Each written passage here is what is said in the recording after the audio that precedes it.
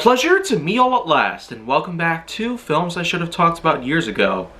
And now, I got another rental that I was able to take care of recently, and I really gotta say, there's been tons of different movies that I have yet to speak of.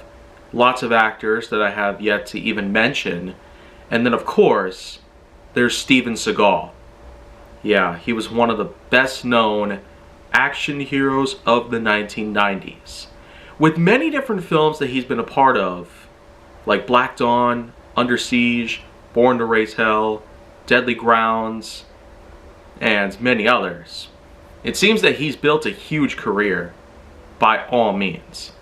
Unfortunately though, after some years, some time has passed, he eventually gained too much weight. He was eventually forced to leave. The likes of Warner, Columbia, and other film companies that he's worked with. It's safe to say he might not be doing as well as he used to, but one of them, I feel, is highly significant. The ways of preventing what could be an enormous drug war that would happen between two different countries. Here we have Marked for Death, 1990. One of the first that Seagal himself had basically put his own life through, just so he could become a well-known action star of this particular generation. We have ourselves Agent John Hatcher, who actually loses his own partner during a drug war that happens with Jamaican mobsters. But these are not just any mobsters that show up. These are in fact mobsters that have a serious henching for voodoo. Yeah, it was pretty known by this point that tarot card readers, voodoo priests, and the likes of many other people were a thing. And by the end of the 1980s, it seems that they started to enter pop culture a bit more often. Some sort of weird craze that showed up. At the same time though, people were really into action movies.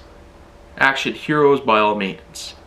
I could go on talking about the many film series that had the likes of Leslie Nielsen, Harrison Ford, Clint Eastwood, Bruce Willis, which I've already spoken a lot about in recent times, and then we could also get all the way up to Mark Hamill, one and only Luke Skywalker himself. But that, of course, is a whole barrage of events that I have yet to cover on, so for now, let's just head back to Seagal.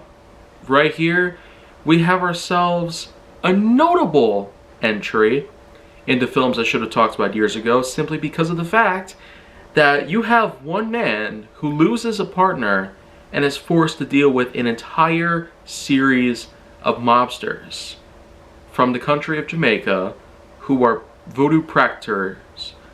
And these voodoo priests of all sorts, they are ruthless killing machines. However, when it comes to Hatcher, they don't stand a chance. I could go on all day talking about various things. Car chases, shootouts between him and the many people that are up against him. The many enemies that stand before him. But that could take me quite a while to go through. So in short, I highly do recommend this, specifically because it's Steven Seagal at his finest. This was way before the time that he eventually was forced to resign. Simply leaving all those film companies due to his weight problems. One little issue is enough to apparently cause an enormous series of uproar. Uproar that was not at all necessary. So whether or not he should come back into mainstream popularity again, it's all up to him. So hopefully, things are ironed out and he eventually does make his way back. Until then though, there are a lot of other Seagal films that I could talk about, but for right now, just to get you started, Marked for Death, 1990, is going to get a nice rating, to say the least, of 7.0. out of 10.1. Somewhat average by all means, but I would certainly recommend it because one man versus an entire series of drug lords that practice voodoo sure is quite a way to up the stakes. Much like how Bruce Willis was able to take down an entire series of German terrorists while in a high-rise building, or maybe you have a blind Harrison Ford going up against a bounty hunter in Star Wars. Or of course, we could also talk about Clint Eastwood and Alcatraz.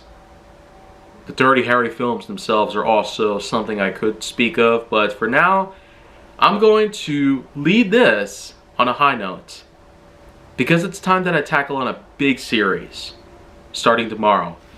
So make sure that you like, subscribe, comment, follow me on social media, and stay on the Hollywood side.